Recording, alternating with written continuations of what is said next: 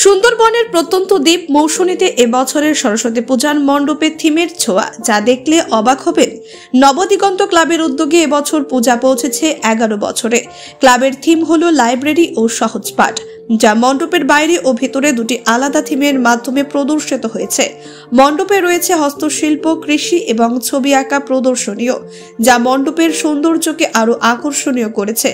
রবিবার স্বেচ্ছায় রক্তদাতাদের প্রদীপ প্রজ্বলন এবং মৌসুমী গ্রাম পঞ্চায়েত প্রধান মানসী ভট্টাচার্যের ফিতে কাটার মাধ্যমে এই মণ্ডপের উদ্বোধন করা হয়। উদ্বোধন পরবর্তী দর্শকরা মণ্ডপ ও প্রতিমা দেখতে ভিড় জমায়। মৌসুমী দ্বীপটি চারপাশে নদী দ্বারা বেষ্টিত এবং প্রাকৃতিক বিপর্যয়ের কবলে প্রায় পড়ে। নদী বাঁধ ভাঙন সহ নানান সমস্যা সত্ত্বেও নবদিগন্ত ক্লাব এই পূজা আয়োজন করেছে। পূজা কমিটির সভাপতি বিশ্বজিৎ দাস বলেন, প্রতি বছর আমরা এই পূজাকে নতুন ভাবনায়, নতুন আঙ্গিকে তুলে ধরব। Bureau report, Bangla digital TV. 2025 পানি বন্দনা। এবারে আমাদের একটা নতুন চিন্তা ভাবনা, আমরা মানুষকে আনন্দ দেওয়ার জন্য একটা চিন্তা ভাবনা করেছি।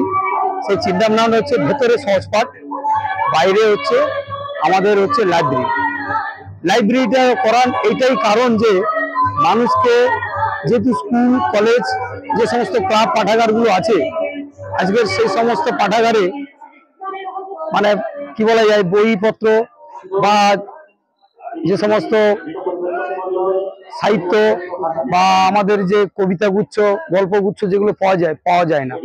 আমি সেই সমস্ত একে মানে এই তুলনা করে মানুষকে সচেতন করার জন্য আমরা এই থিমটা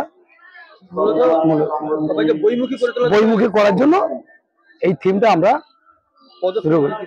প্রদর্শনীর মধ্যে কৃষি আছে, পুষ্প আছে, হস্তশিল্প আছে এবং আমাদের একটা বিশেষ আকর্ষণ কোলাজটা দেখেছি দু একজন নিয়ে এসছে, আরো দু একজন আনছে।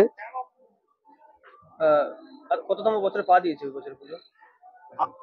আমাদের এই নবদিগন্তের যে সরস্বতী বাণী বন্দনা যে পুজোটা হয়েছে, আমরা এই 11 বছরে পদার্পণ করেছি। মানে বারবার প্রাকৃতিক বিপর্যয় হয়ে দিবে, কতটা চ্যালেঞ্জের মনে হয়? চ্যালেঞ্জ তো প্রত্যেকটা পুজোর সাথে আমাদের একটা চ্যালেঞ্জের সম্মুখীন হয়।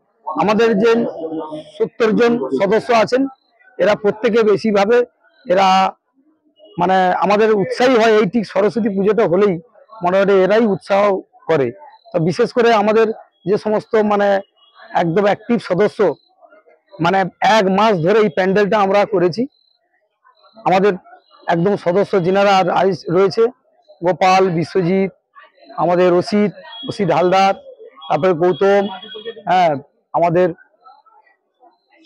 সুখদেব, একদম এখন আরো অনেকেই আছে, অত নাম তত মনে আসছে না। আমাদের একনিষ্ঠ ভাবে মানে এরা পড়ে আছে, প্রায় টানা 1 মাস ধরে এই প্যান্ডেলটা করেছে। প্রতি বছর আমাদের তো অবশ্যই তো থাকবে, প্রতি বছর আমরা একটা নতুনত্ব একটা ভাবনা দিই, আনন্দ দেওয়ার জন্য, দ্বীপবাসীকে আনন্দ দেওয়ার জন্য আমরা একটা চিন্তা ভাবনা প্রয়াস করি।